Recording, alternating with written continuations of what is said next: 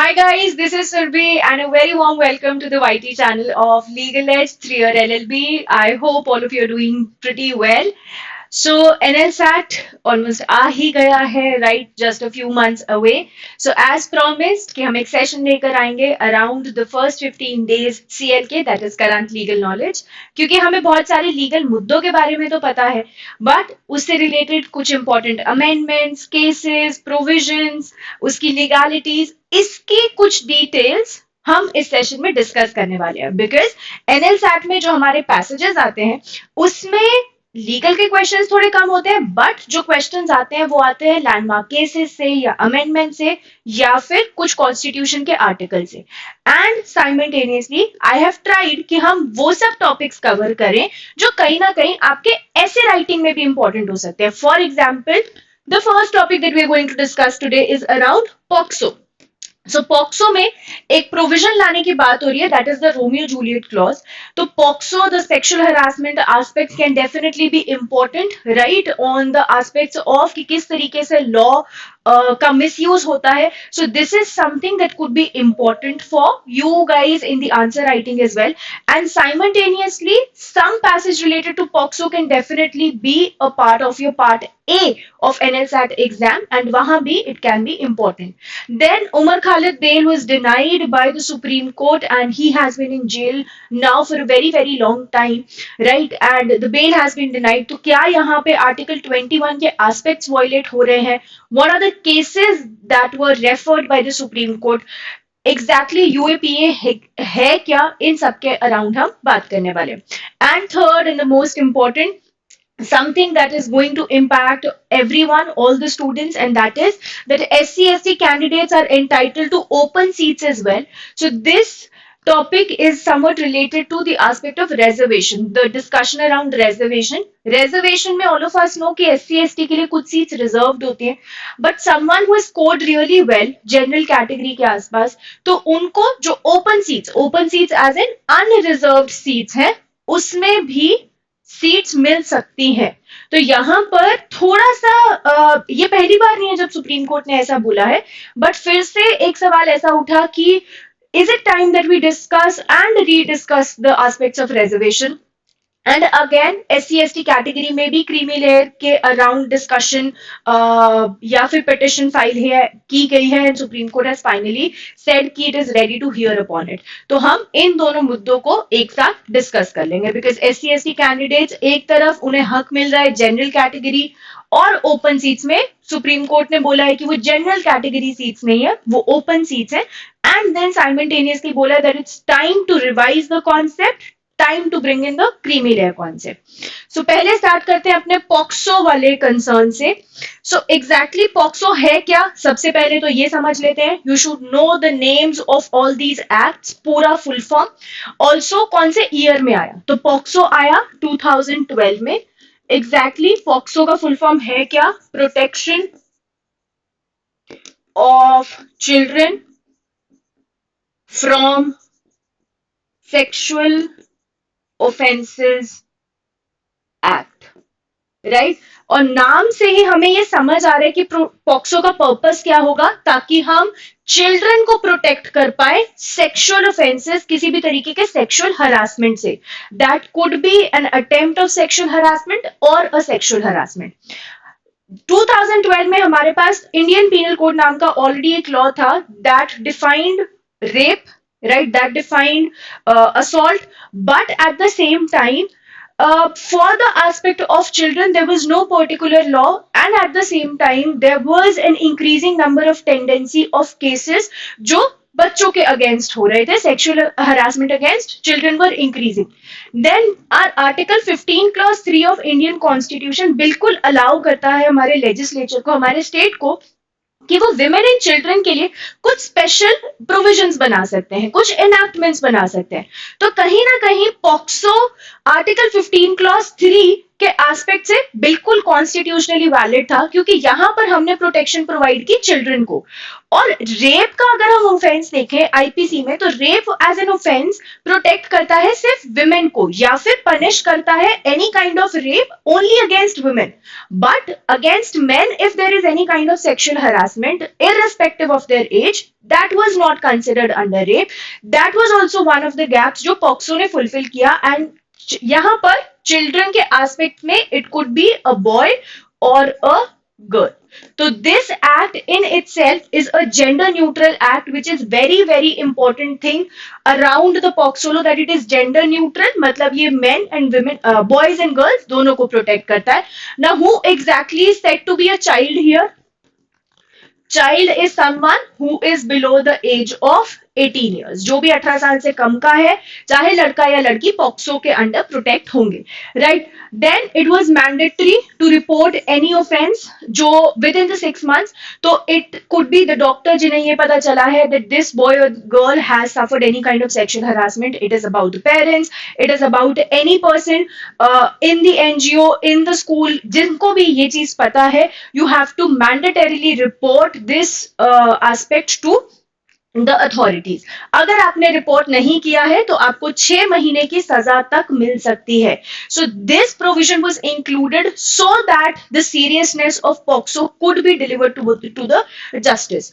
Moving on, usually criminal cases में, हमने classes में भी डिस्कस किया है कि क्रिमिनल केसेस में प्रिजम्पशन क्या होती है, it's a general principle over the countries, that presumption of innocence. Presumption of innocence means जब तक एक इंसान का गिल्ट प्रूव नहीं हो जाता, हमेशा ये माना जाता है कि ये इंसान बेकसूर है। बट पॉक्सो में ऐसा नहीं होता है, क्योंकि आप एक माइनर, एक बच्चे के अगेंस्ट कोई सेक्सुअल हरासमेंट या सेक्सुअल असॉल्ट कर रहे हैं, तो ये माना जाता है कि वो पर्सन गिल्टी है, प्रूवन अदरवाइज। मतलब कोर्ट सबसे पहले केस आते ही ये मानेगा कि इस इंसान ने ये ऑफेंस किया है। तो यहां पर जो बर्डन ऑफ प्रूफ है वो किस पे शिफ्ट हो रहा है, वो बर्डन ऑफ प्रूफ शिफ्ट हो रहा है हमारे अक्यूज पे।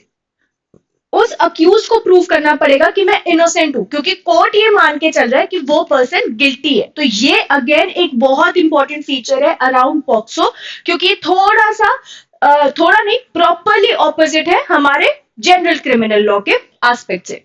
देन मेडिकल एग्जामिनेशन होना चाहिए अक्यूज का as well as majorly victim का, इन प्रेजेंस ऑफ पेरेंट और ट्रस्टेड पर्सन। तो अगर someone who does not have parents, अनाथ है या फिर एनजीओ के साथ है, तो ऑर्फनेज, एनजीओ, एनीवन और their guardians could actually be present during the medical examination. And then a very important aspect is confidentiality of the victim. The victim की आइडेंटिटी बिल्कुल डिस्क्लोज नहीं होनी चाहिए, बिकॉज अगर वो आइडेंटिटी डिस्क्लोज हो जाती है तो उनके आगे की जो जिंदगी है दैट कुड बी स्कार्ड, उस पर एक इम्पैक्ट आ सकता है, एंड शी और he might not be able to get out of this trauma as easily जितना वो वैसे हो सकता है। तो this again is very important. अगर कोई विक्टिम की आइडेंटिटी को डिस्क्लोज कर देता है, it could be a news channel, it could be the police authority, तो उनके लिए भी प्रॉपर पनिशमेंट्स प्रिस्क्राइब्ड है in the POCSO as well. उसके अलावा बहुत से और इंपॉर्टेंट प्रोविजंस डाले गए हैं in context of protection of this children और harassment of these children during the judicial procedure. जैसे यहाँ पर एक कॉन्सेप्ट है इन कैमरा ट्रायल्स का। इन कैमरा ट्रायल्स क्या होते हैं? अगर आप लोगों ने एक मूवी देखी हो सिर्फ एक बंदा काफी है, तो आपने देखा होगा कि या फिर एक मूवी आई थी state versus nobody, right, and it was a very good court room drama, and वो पॉक्सो पे ही था। इनफैक्ट जो हमारा केस है जिसमें सुप्रीम कोर्ट ने डिसीजन दिया है somewhat related to the facts of that particular movie, तो टाइम मिले तो वो मूवी देख लेना। अब यहाँ पर उस केस में क्या हुआ था कि जब भी विक्टिम का कोई टेस्टिमनी लेना होता है, वो स्टेटमेंट देने आती है, तो वो सिर्फ कुछ लोगों के प्रेजेंस में होता है। द जज is present, the lawyers are present, the accused is not present, because ये माना जाता है कि if the victim and the accused are confronting each other again, तो विक्टिम के ऊपर फिर से एक इम्पैक्ट आ सकता है, राइट। अब यहाँ पर सब तो बिल्कुल सही है, पॉक्सो इंटेंट बहुत अच्छा है, एस्पेक्ट बहुत सही है, ठीक है। जो प्रोविजंस प्रोवाइड किए गए वो प्रॉपरली, जो गाइडलाइंस है, जो प्रोविजंस है वो प्रॉपरली हमारे विक्टिम ओरिएंटेड है, उनको गार्ड करने के ओरिएंटेड है, तो एवरीथिंग इज फाइन।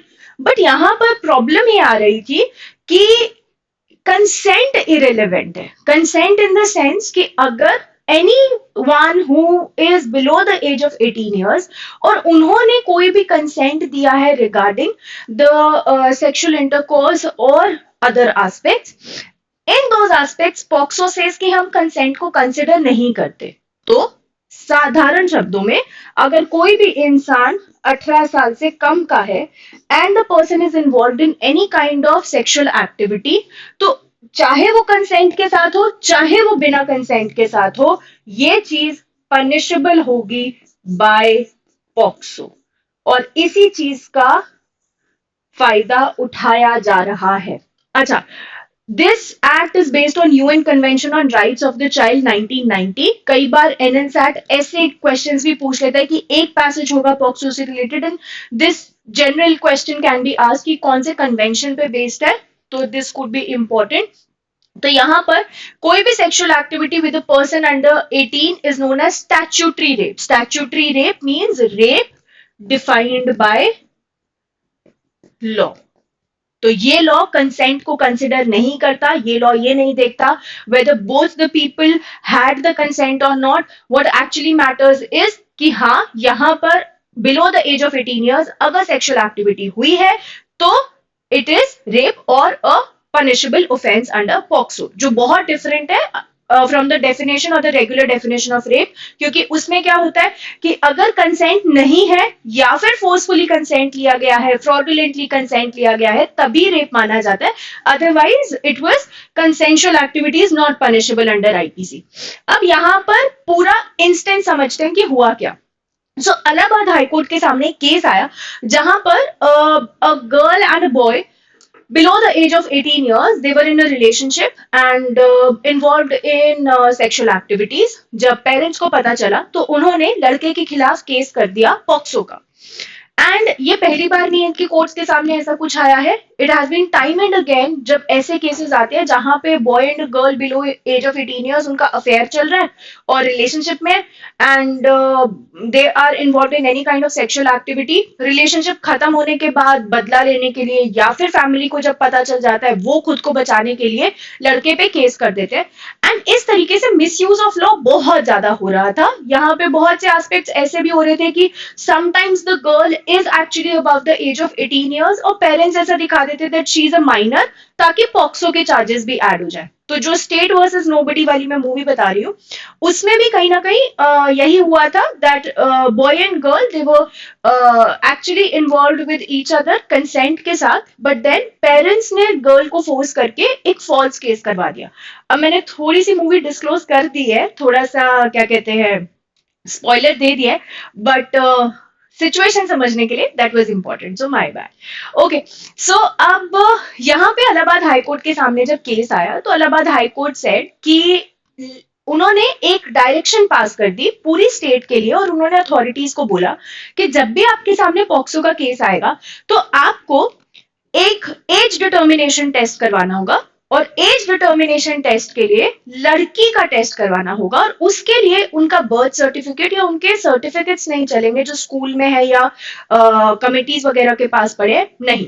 उसके लिए करवाया जाएगा बोन ऑसिफिकेशन टेस्ट, मतलब बोन्स वगैरह के थ्रू, साइंटिफिक टेस्ट के थ्रू ये जाना जाता है what could be the probable age of this particular person, जो चीज अलाउड है by section 94 of juvenile justice act. अब जुवेनाइल जस्टिस एक्ट कौन से ईयर का है? 2015 का है। इससे पहले 2000 ईयर में भी था जेजे एक्ट, पर अब उसे चेंज कर दिया गया, 2015 का बना दिया गया। तो यहाँ पे to determine the age of the person क्या कॉन्सेप्ट लाया गया? द कॉन्सेप्ट वाज कि अगर कहीं भी कोर्ट कंफ्यूज्ड है कि वो नहीं पता कर पा रही कि इस पर्सन की एज क्या है, जैसे निर्भया इंसिडेंट में हुआ था, तो सबसे पहले ये बोला जाता है अकॉर्डिंग टू द लॉ कि आप बर्थ सर्टिफिकेट चेक करिए जो स्कूल में है या 10th का जो सर्टिफिकेट है। अगर वो भी नहीं है तो आप बर्थ सर्टिफिकेट चेक करिए, शायद म्यूनिसिपैलिटी, कॉर्पोरेशन या पंचायत के पास होगा। अगर कोई भी सर्टिफिकेट नहीं है तब आप बोन ऑसिफिकेशन टेस्ट करवा सकते हैं या कोई भी लेटेस्ट अगर टेस्ट आया है तो आप वो करवा सकते हैं टू डिटरमाइन द एज। अब इलाहाबाद हाईकोर्ट ने क्या कहा? उन्होंने बोला ना इसको कंसिडर करो ना इसको कंसिडर करो, सीधा ये करवाओ। उन्होंने पूरी स्टेट के लिए डायरेक्शन पास कर दी। केस था बेल मिलनी चाहिए अक्यूज को या नहीं, और उन्होंने बोला कि इतना ज्यादा मिसयूज हो रहा है तो हम ये बोलते हैं कि स्टेट में जो केस हो रहा है उसमें पहले आप टेस्ट करवाओ, फिर आगे कोर्ट में सुनवाई होनी चाहिए। सो स्टेट ऑफ यूपी ने यहाँ पे सुप्रीम कोर्ट में अपील डाल दी कि is high court even entitle to do this. तो सुप्रीम कोर्ट ने यहाँ पे क्लैरिफाई किया कि यहाँ Allahabad high court definitely is a constitutional court. Constitutional court मतलब उसको जो पावर्स मिलती है वो कॉन्स्टिट्यूशन से मिलती है। हमारे यहाँ दो कॉन्स्टिट्यूशनल कोर्ट्स है, एक है सुप्रीम कोर्ट और एक है हाई कोर्ट। पर हाई कोर्ट ठीक है पावर्स कॉन्स्टिट्यूशन से मिलती है, पर क्या पावर्स ऐसी हैं कि आप बेल केस में पूरी स्टेट के लिए डायरेक्शंस दे सकते हैं? नहीं, ये बहुत ज्यादा एक्सट्रीम हो गया। तो सुप्रीम कोर्ट ने बोला कि हाई कोर्ट ऐसा तो नहीं कर सकती है, बिकॉज आप पूरे के पूरे लॉ के अगेंस्ट जा रहे हैं, section 94 of juvenile justice act के अगेंस्ट जा रहे हैं। But at the same time supreme court recognize कि इलाहाबाद हाई कोर्ट का शायद डिसीजन गलत हो सकता है, बट उसका जो इंटेंट था that was absolutely right, because the misuse of POCSO law has increased so much कि जो एक्चुअल रियल केसेस है वो कहीं ना कहीं उन फॉल्स केसेस के बीच में छुपते जा रहे हैं, उनका जेन्युइननेस हर जगह क्वेश्चन होने लगा है। तो there could be other aspects जिससे हम कंट्रोल करें, क्योंकि सिर्फ ये टेस्ट करवाने से हम लॉ के मिसयूज को नहीं रोक पाएंगे। What if the girl is below the age of 18 years and the law is being misused? तब इलाहाबाद हाई कोर्ट की रूलिंग इस चीज में हेल्प नहीं कर पाएगी। सो उस इंटेंट को देखते हुए, and it is not just the Allahabad high court, time and again Karnataka high court, Kerala high court and lot of other high courts have said कि पॉक्सो का मिसयूज बहुत बढ़ रहा है। अब वो बस एक टूल बन चुका है रिवेंज लेने के लिए, and this is absolutely not right. जो बॉयज है under the age of 18 years उनके लिए दिस इज हरासमेंट, उनके करियर, उनकी आगे की पूरी जिंदगी खराब हो रही है। तो कोर्ट ने फाइनली बोला, पिछले साल भी बोला था, इस बार तो इतना स्ट्रिक्टली बोला कि उन्होंने जो इस डिसीजन की कॉपी है वो secretary of ministry of law and justice को यहां पर भेज दिए। अब मुझे फटाफट आप लोग कमेंट बॉक्स में बताना that who is the current union minister of law and justice, right. तो यहाँ पर उन्होंने यूनियन गवर्नमेंट को ये बोला है कि आप रोमियो जूलियट क्लॉज को इंट्रोड्यूस करो।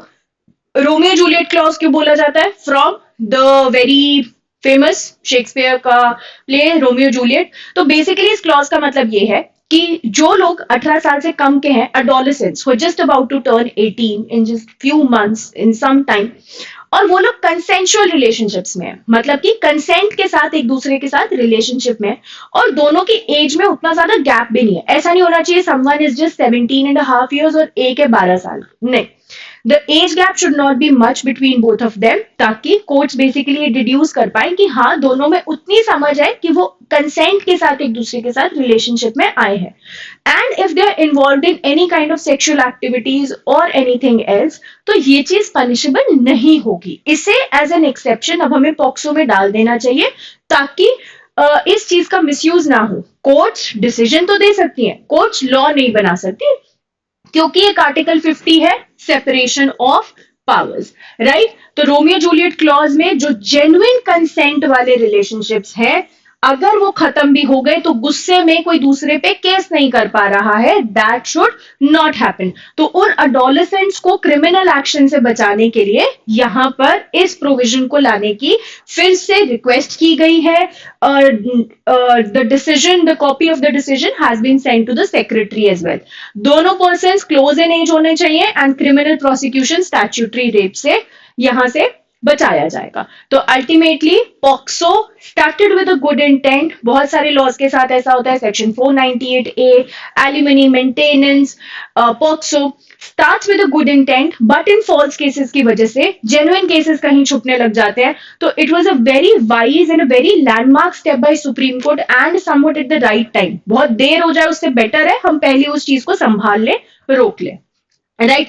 सो इन योर ऐसे राइटिंग एज वेल कहीं ना कहीं ये इंपॉर्टेंट एस्पेक्ट आ सकता है कि अराउंड द जेन्युइन केसेस और द फॉल्स केसेस, तो वहां you could mention this POCSO का aspect as well. The judiciary also has started to take steps around it.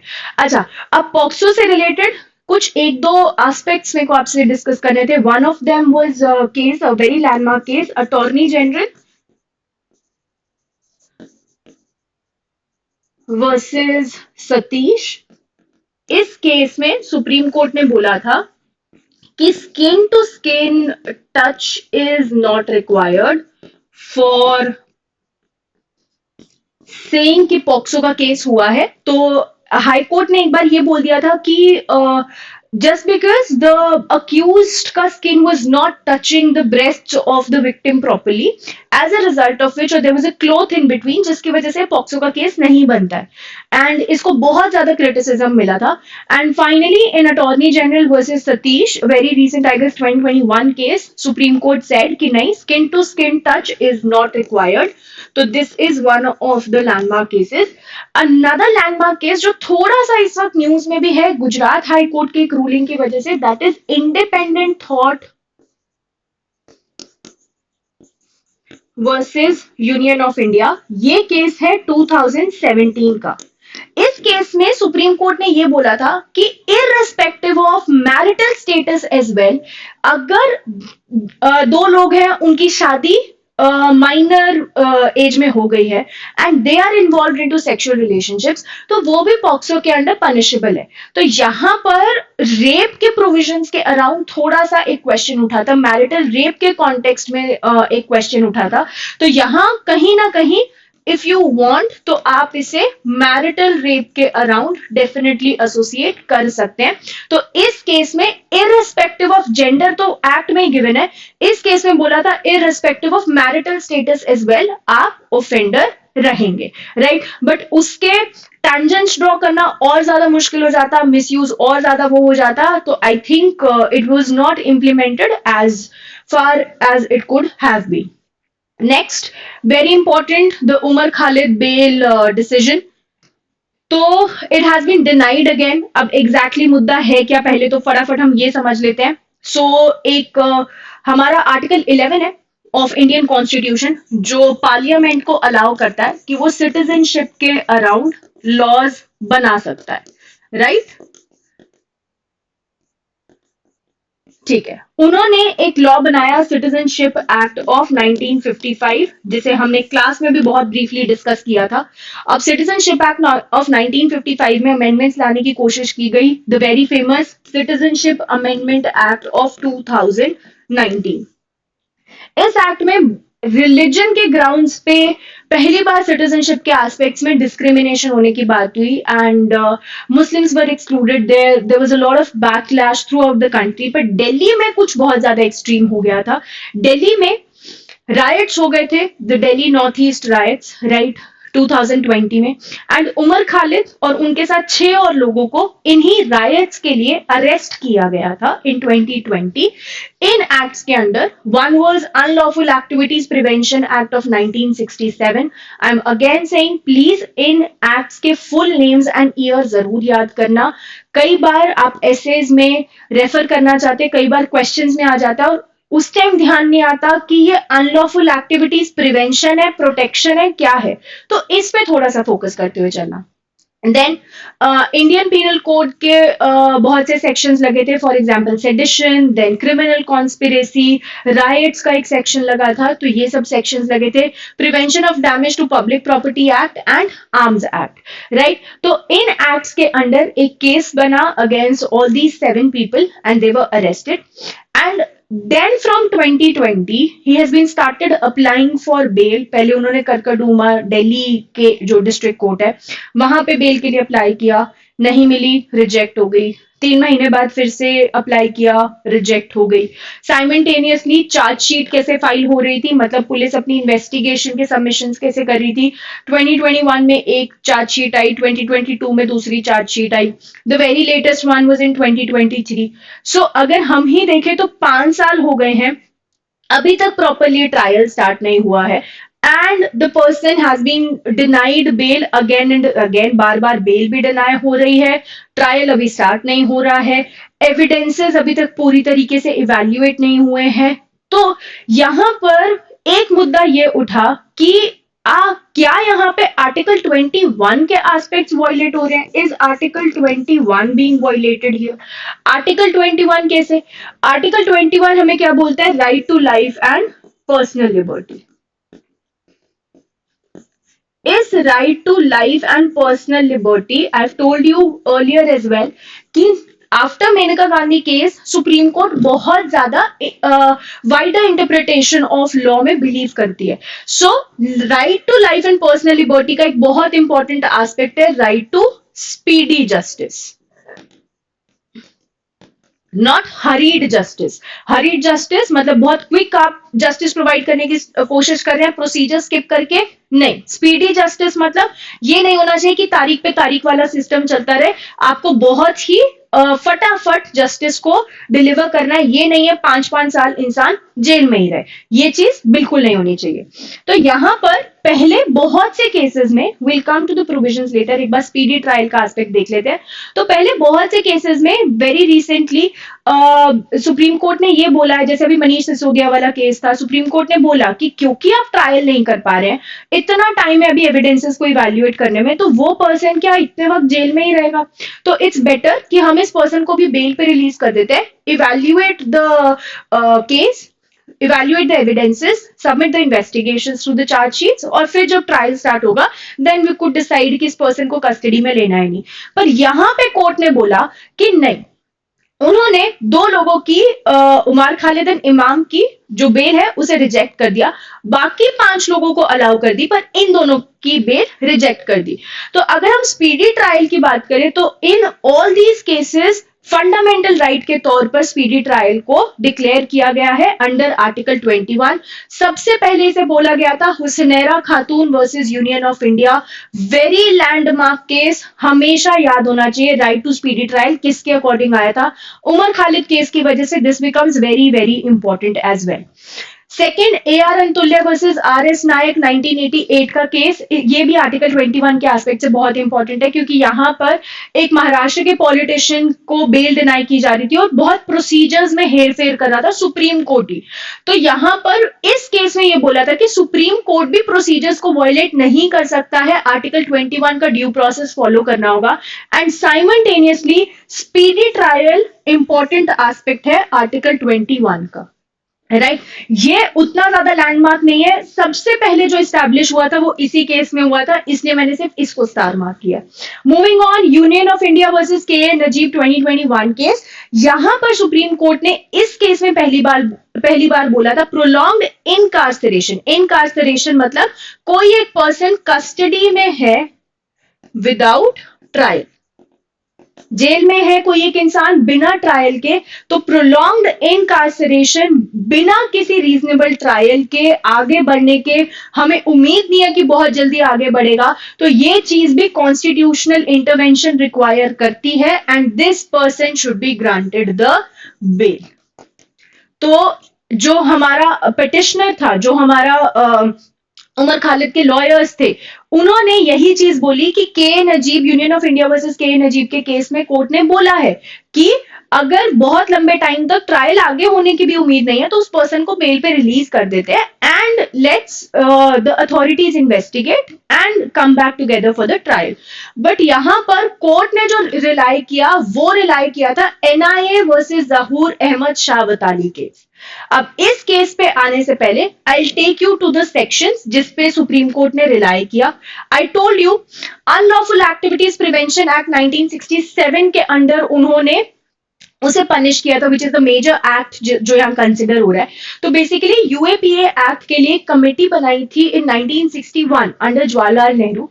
उस कमेटी का पर्पस ये था कि जो भी ऑर्गेनाइजेशंस हैं, जो भी लोग हैं जो देश को तोड़ने के लिए या फिर दंगे फसाद कराने के लिए एस्पेक्ट्स किसी भी तरीके से प्रमोट करते हैं, उन्हें पनिश किया जाए।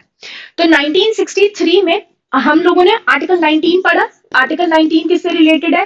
राइट टू फ्रीडम से। हमें कुछ भी बोलने या कहने की फ्रीडम है, हमें कहीं भी ग्रुप्स बनाने की फ्रीडम है, we have right to associations as well, form associations, right. तो मैंने आपको क्लास में भी एक चीज बताई थी, आर्टिकल 19 एब्सोल्यूट नहीं है, इट इज नॉट एब्सोल्यूट,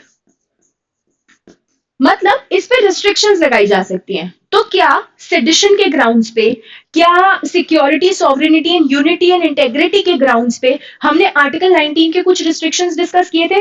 क्या कुछ भी ऐसा नहीं कह सकते हो that is provoking other people against the country, against the government? आप कुछ ऐसा नहीं बोल सकते हो that is impacting the unity and integrity of the country, right? ये सारी रिस्ट्रिक्शंस इंट्रोड्यूस की गई थी 16th कॉन्स्टिट्यूशनल अमेंडमेंट ऑफ 1963 से।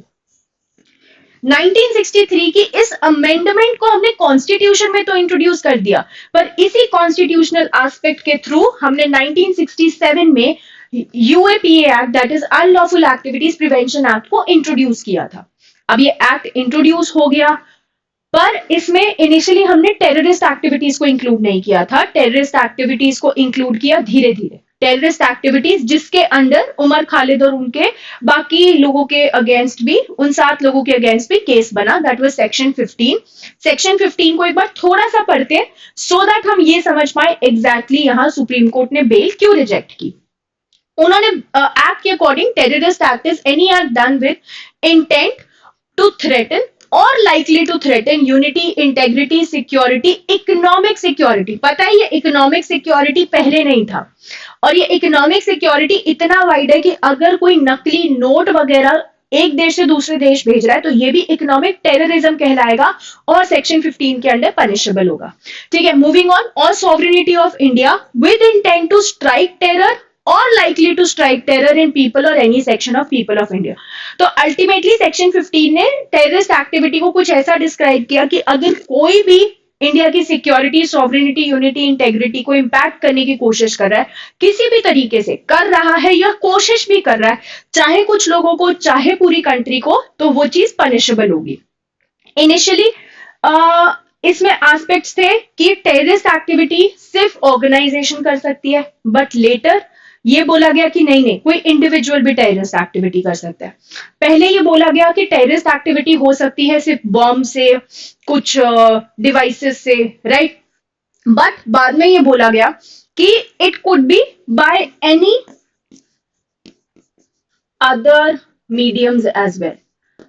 मतलब जरूरी नहीं है कि सिर्फ बॉम्ब या फिर किसी भी तरीके की गन्स, आर्म्स या न्यूक्लियर डिवाइसेस, इन्हीं से ही टेररिस्ट एक्टिविटी हो, कोई और तरीके भी हो सकते हैं। यहां पर जो हमारी स्टेट है, जो हमारी गवर्नमेंट है, उन्होंने इस केस में बोला कि उमर खालिद के केस में ये कोई और मीडियम था, the speeches that were given by Umar Khalid. Umar Khalid actually was a JNU student जिन्होंने वो प्रोटेस्ट्स उनके अंडर हो रहे थे and they got very serious around 2020 जब रायट्स हुए दिल्ली में, that this person was accused of terrorist activity under the point कि इनके जो प्रोटेस्ट थे, इनकी जो स्टेटमेंट्स थी, इनके जो भी स्पीचेस वगैरह थे, वो एनी अदर मीडियम्स के एस्पेक्ट में आए थे। So any thing that he did, क्योंकि वो security of the country, sovereignty of the country के अगेंस्ट था, गवर्नमेंट के अगेंस्ट लोगों को करने की कोशिश की जा रही थी, तो hence it's a terrorist activity and also sedition. तो सुप्रीम कोर्ट ने यहाँ पे यूज किए जो बर्डन ऑफ प्रूफ के एस्पेक्ट्स होते हैं या फिर जो बेल के प्रोविजंस होते हैं, वो बहुत स्ट्रिक्ट होते हैं इस केस में। इसीलिए इस लॉ को बहुत ज्यादा मिसयूज करती है हमारी सेंट्रल गवर्नमेंट भी, राइट?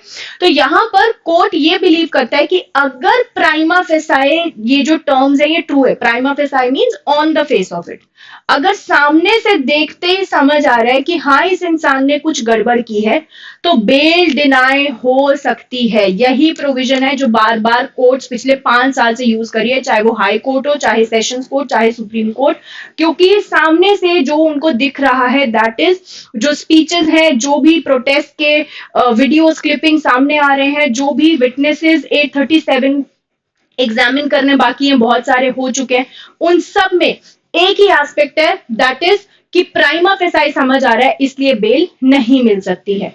सेक्शन 43E सेज कि अगर कोई भी अक्यूज किसी भी पोजेशन ऑफ आर्म्स वगैरह में मिलता है तो कोर्ट ये मान लेगी कि वो पर्सन गिल्टी है। तो जैसे हमने पॉक्सो में पढ़ा था दैट गिल्ट इज प्रिज्यूम्ड, ऐसा यहां पे भी पढ़ लिया गया, मान लिया गया कि गिल्ट उस इंसान का ही है जिसके पास ये सब कुछ मिला है, इन सर्टेन गन्स वगैरह ये सब मिले थे, सो जिसकी वजह से यहां पर गिल्ट भी मान लिया गया।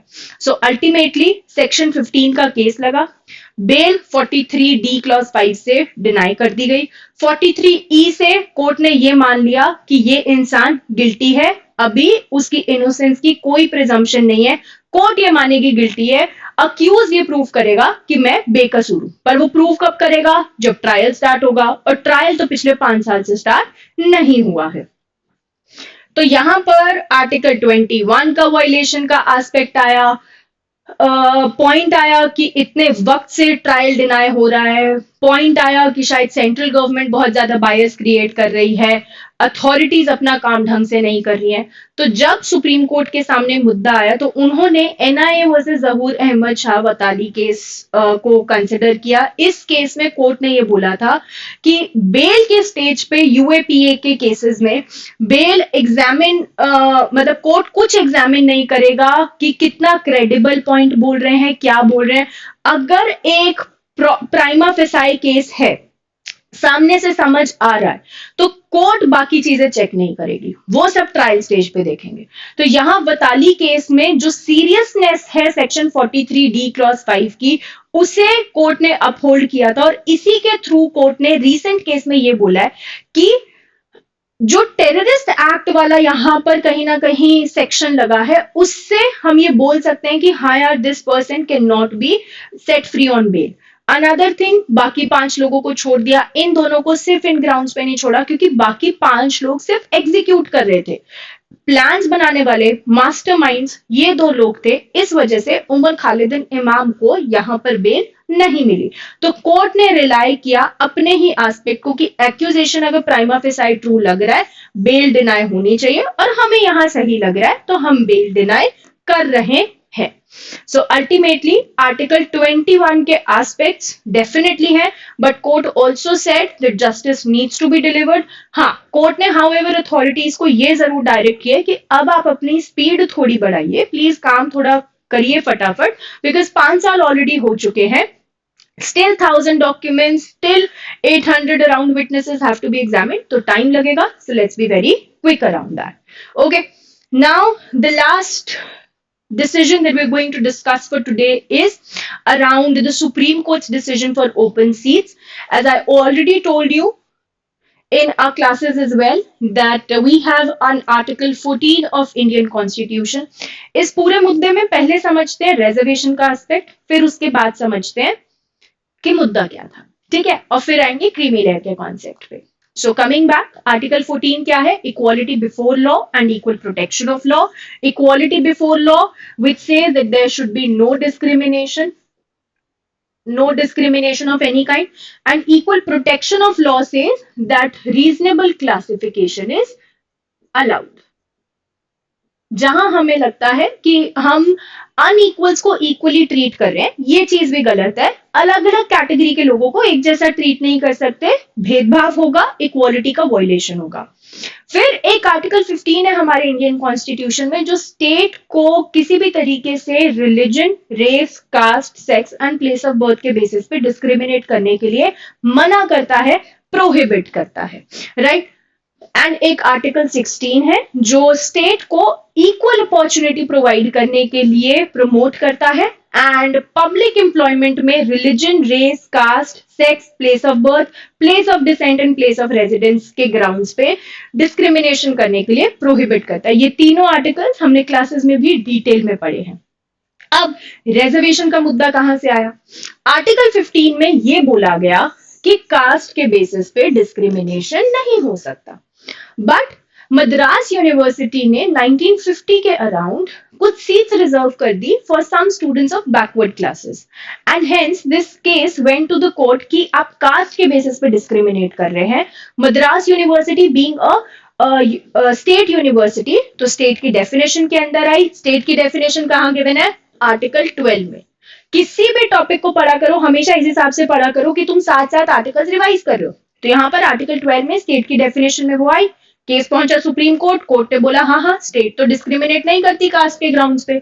तो in the very first case court ने ये बोल दिया, स्टेट ऑफ मद्रास वर्सेस चंपाकम दोराईराजन 1950 का केस, कि that reservation of seats was not constitutional. ये चीज कॉन्स्टिट्यूशनल नहीं है और उन्होंने इस रिजर्वेशन ऑफ सीट्स को यहां से प्रॉपरली हटा दिया। अब रिजर्वेशन की जो हम स्टोरी सुनेंगे उसमें आप देखेंगे जैसे ही कोर्ट एक स्टेप आगे लेती है, पार्लियामेंट भाग के एक अमेंडमेंट करके उनसे एक स्टेप और आगे हो जाती है। So when the court actually went for this, हमारे पार्लियामेंट ने कर the first constitutional amendment of 1951 और इससे इंट्रोड्यूस कर दिया इन्होंने 15 क्लॉज 4 और 16 क्लॉज 4। 15 क्लॉज 4 में इन्होंने बोला कि स्टेट के पास पावर है कि वो एससी, एसटी और OBCs, that is socially and educationally backward classes के लिए एजुकेशनल इंस्टीट्यूशंस में और बाकी सर्विसेज में थोड़े से स्पेशल प्रोविजंस बना सकते हैं। एंड 16 क्लॉज 4 में बोला एससी, एसटी एंड ओबीसी के लिए वो पब्लिक एम्प्लॉयमेंट में स्पेशल प्रोविजंस बना सकते हैं। तो यहां से मेन क्राइटेरिया निकला एजुकेशनल इंस्टीट्यूशंस का और यहां से मेन क्राइटेरिया निकला पब्लिक एम्प्लॉयमेंट का। तो ये दोनों आर्टिकल्स यहां इंक्लूड हो गए। It was easier to define SC कौन है, एसटी कौन है, राइट। आर्टिकल 341, 342 प्रेसिडेंट डिफाइन कर सकते हैं। But who would be the socially and educationally backward classes और ओबीसीज, उसके लिए कमिटीज बनानी स्टार्ट हुई। Firstly there was a committee under Kalelkar, right? Then the second committee and the very prominent committee that was formed was Mandal Commission.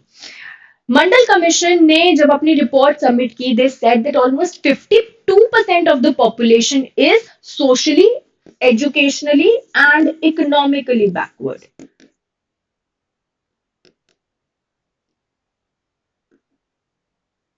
उन्होंने बोला कि जो population है वो इन ग्राउंड्स पे बैकवर्ड है almost 52%। So when the reservation was provided to these people along with SCs and STs, 1990 में population reservation चला गया 50% से भी ऊपर। That means out of 200 seats, more than 100 seats were reserved. 50% से भी ज्यादा reservation। तो an idea that was introduced as a concept कि हम जो डिस्क्रिमिनेटरी एस्पेक्ट्स रहे हैं इन कैटेगरीज के अगेंस्ट, बैकवर्ड कास्ट के against through out the history, उस चीज को हम कहीं ना कहीं क्योर करना चाहते हैं। We want to uplift them, we want to give them a push ताकि उनको बेटर अपॉर्चुनिटीज मिले, राइट। बट इतना ज्यादा एस्पेक्ट यहाँ पर वो हो गया जिससे आया a very important case, Indira Sahni versus Union of India, also known as the Mandal case of 1992। इस केस को मंडल केस इसलिए बोला जाता है बिकॉज मंडल कमीशन की रिपोर्ट के बाद ये एस्पेक्ट कहीं ना कहीं हुआ था। इंदिरा साहनी के केस में कोर्ट ने बहुत इंपॉर्टेंट रूलिंग्स दी। सबसे पहला, 50% से ज्यादा रिजर्वेशन नहीं हो सकता। तीनों एस्पेक्ट्स हर जगह इंपॉर्टेंट आएंगे। 50% की कैप लगा दी, एक लिमिट लगा दी, 50% से ऊपर नहीं जाएगा। दूसरा बोल दिया क्रीमी लेयर, ओबीसीज में क्रीमी लेयर को रिजर्वेशन नहीं मिलेगा। मतलब जो लोग क्रीम लेयर है, मतलब जिनके पास ओबीसीज में अच्छा खासा पैसा है, फाइनेंशियल रिसोर्सेज हैं, इकोनॉमिकल रिसोर्सेज हैं, उन्हें रिजर्वेशन नहीं मिलेगा। इसलिए आज ओबीसीज में सिर्फ नॉन क्रीमी लेयर को रिजर्वेशन मिलता है, सबको नहीं मिलता। एससी एसटी में सबको मिलता है, ठीक है। और तीसरी बात इन्होंने बोली कि ओबीसीज की जो रिजर्वेशन होगी वो होगी 27%, राइट। अब यहां पर रिजर्वेशन का हमने एक कैप लिमिट डिसाइड कर दी, तो बन गया ये लैंडमार्क डिसीजन कि हाँ, रिजर्वेशन इंपॉर्टेंट कॉन्सेप्ट है। इसने ये भी बोला कि बिल्कुल कॉन्स्टिट्यूशनल है, पर थोड़ा सा बैलेंस करके चलते हैं, नहीं तो दिक्कत हो जाएगी, ठीक है। अब मामला सब सही चल रहा था। देन एक PA Inamdar versus state of Maharashtra 2005 का केस आया और इसमें यह बोला गया कि जो प्राइवेट कॉलेजेस होते हैं उसमें ओबीसीज को रिजर्वेशन देना अनकॉन्स्टिट्यूशनल है। ओबीसीज को रिजर्वेशन प्राइवेट कॉलेजेस में नहीं दी जाएगी, ऐसे कॉलेजेस में नहीं दी जाएगी जहां स्टेट का कोई पैसा कुछ नहीं लगा, बिल्कुल प्राइवेट है। पर रिजर्वेशन का एस्पेक्ट ही यही है किसी भी सोसाइटी को अपलिफ्ट करना। और अगर आप ये चीज सिर्फ स्टेट यूनिवर्सिटीज एंड कॉलेजेस तक रिस्ट्रिक्ट करेंगे तो हमारा पर्पस कहीं ना कहीं पूरी तरीके से पूरा ना हो पाता। इसलिए सुप्रीम कोर्ट के इस डिसीजन के अगेंस्ट हमारी पार्लियामेंट ने फटाफट कर दी 93rd कॉन्स्टिट्यूशनल अमेंडमेंट ऑफ 2005 और यहां पर उन्होंने 15 क्लॉज 5 इंट्रोड्यूस कर दिया और ये बोल दिया कि प्राइवेट अनएडेड एजुकेशनल इंस्टीट्यूशंस में भी ओबीसी का रिजर्वेशन होगा, पर एक और बात बोली गई कि माइनॉरिटी एजुकेशनल इंस्टीट्यूशंस जैसे अलीगढ़ मुस्लिम यूनिवर्सिटी, जामिया मिलिया, इनमें रिजर्वेशन का कॉन्सेप्ट नहीं लगेगा। वेरी इंपॉर्टेंट, माइनॉरिटी में नहीं लगेगा पर प्राइवेट एजुकेशनल इंस्टीट्यूशंस में बिल्कुल लगेगा। ये हमारी 15 क्लास 5 में इन्होंने बात कर दी। अब एक केस आया of Ashok Kumar Thakur versus Union of India 2008 का केस, जिसमें यह बोला गया कि प्राइवेट एजुकेशनल इंस्टीट्यूशंस का एस्पेक्ट बिल्कुल सही है, कोई दिक्कत नहीं है, कॉन्स्टिट्यूशनल है। फिर 2014 के अराउंड एक सबमिशन हुआ, कमेटी की रिपोर्ट आई और उन्होंने बोला कि नाउ इट्स टाइम कि हम इकोनॉमिकली वीकर सेक्शंस को भी रिजर्वेशन दें। तो यहां पर through the 103rd constitutional amendment of 2019 एक नया कॉन्सेप्ट लाया गया, concept of EWS, that is economically weaker section को 10% रिजर्वेशन देने की बात की। ऑपोजिशन ने भी कुछ नहीं बोला एंड बहुत अच्छी मेजोरिटी के साथ हमारा जो ये बिल है फटाफट पास हो गया और आ गई हमारी 103rd कॉन्स्टिट्यूशनल अमेंडमेंट, जिसके थ्रू हमने 15 क्लॉज 6 इंट्रोड्यूस किया और 16 क्लॉज 6 इंट्रोड्यूस किया। 15 क्लॉज 6 ईडब्ल्यूएस की रिजर्वेशन एजुकेशन में एंड 16 क्लॉज 6 ईडब्ल्यूएस की रिजर्वेशन पब्लिक एम्प्लॉयमेंट में, राइट। अब रिजर्वेशन पहले 50 थी, अब हो गई 10, टोटल 60%। और गड़बड़ होते ही पहुंचे कोर्ट। केस का नाम जनहित अभियान वर्सेस यूनियन ऑफ इंडिया 2022 का केस। इस केस में यहां पर 3:2 मेजोरिटी के साथ कोर्ट ने फाइनली बोल दिया कि ईडब्ल्यूएस भी कॉन्स्टिट्यूशनल है। यहां पर कोर्ट ने एक बात बोली कि रिजर्वेशन इकोनॉमिक क्राइटेरिया पे होना, क्योंकि यहां दिक्कत क्या थी, ईडब्ल्यूएस जो कॉन्सेप्ट है वो सिर्फ और सिर्फ जनरल पे अप्लाई होता है। Just a second. ईडब्ल्यूएस का जो हमारा कॉन्सेप्ट है वो सिर्फ जनरल कैटेगरी के लोगों पे लगेगा, एससी, एसटी और ओबीसी, जिन्हें बोला गया poorer of the poorest, EWS category अगर यहाँ इंक्लूड हो जाती, एससी, एसटी, ओबीसी पे ये अप्लाई नहीं करेगा। तो यहाँ पिटिशनर्स का ये मानना था, जनहित अभियान जैसी ऑर्गेनाइजेशंस का ये मानना था कि ये चीज तो डिस्क्रिमिनेशन है, आर्टिकल 14 आप वायलेट कर रहे हैं, ऐसे कैसे आपने एससी, एसटी, ओबीसी को एक्सक्लूड कर दिया। पर ऑल्सो 60% चली गई, ये तो इंदिरा साहनी वाले डिसीजन के अगेंस्ट चले गया। तो कोर्ट ने अल्टीमेटली ये बोला कि ऐसा करना गलत नहीं है। यहां द डेटा एब्सोल्युटली जस्टिफाइज कि जनरल कैटेगरी के लोगों को ये रिजर्वेशन मिलना चाहिए। ऑलरेडी एससी के लोगों को रिजर्वेशन मिल रहा है, एसटी के लोगों को रिजर्वेशन मिल रहा है, सबको। एंड ओबीसीज में जो नॉन क्रीमी लेयर है, जिनके पास फाइनेंशियल रिसोर्सेज नहीं है, उनको रिजर्वेशन मिल रहा है। क्यों डबल डबल रिजर्वेशन देना? तो इसलिए ना तो ये बेसिक स्ट्रक्चर वायलेट कर रहा है, ना ही फंडामेंटल राइट्स को वायलेट कर रहा है, and hence it is constitutional. तो यहां पर यह बोल दिया गया कि ये कॉन्स्टिट्यूशनल है इन जनहित अभियान एंड 10% रिजर्वेशन और आ गई। पर यहां पर कोर्ट ने एंड में एक बहुत इंपॉर्टेंट बात बोल दी एंड दैट वाज कि इट्स टाइम की रिजर्वेशन को फिर से देख लेना चाहिए, क्योंकि एक लंबा वक्त हो चुका है। 10 साल के लिए रिजर्वेशन का कॉन्सेप्ट आया था, but now it has been very long. Start हुआ था सोशल इंक्लूसिविटी के लिए, अब हो गया है पॉलिटिकल वोट बैंक अकाउंट का जरिया। तो यहां पर फिर लास्ट ईयर एक लैंडमार्क डिसीजन आया, state of Punjab versus Devinder Singh. इस केस में सुप्रीम कोर्ट ने अभी तक आपने जितने डिसीजंस देखे वो सिर्फ ओबीसी, ईडब्ल्यूएस इनके अराउंड थे। इस केस में कोर्ट ने डिसीजन दिया एससी, एसटी के सब कैटेगराइजेशन के अराउंड। सब कैटेगराइजेशन इज अलाउड। इस केस में कोर्ट ने क्या बोला कि मान लो ये हमारी एससी कैटेगरी के लोग हैं, अभी सबको क्या होता है, no matter within SC category, ये A B C D E F G, ये लोग कितना भी अलग अलग तरीके से डिस्क्रिमिनेट हुए हैं, सबको इक्वल अमाउंट ऑफ ट्रीटमेंट मिलता है, इक्वल ट्रीटमेंट मिलता है, सबको इक्वल सीट्स मिलती हैं। पर विद इन द कैटेगरी भी तो ऐसा हो सकता है कि इनके खिलाफ ज्यादा डिस्क्रिमिनेशन हो, ये बहुत अच्छे स्टेटस पे हो सोसाइटी में, ये भी तो हो सकता है।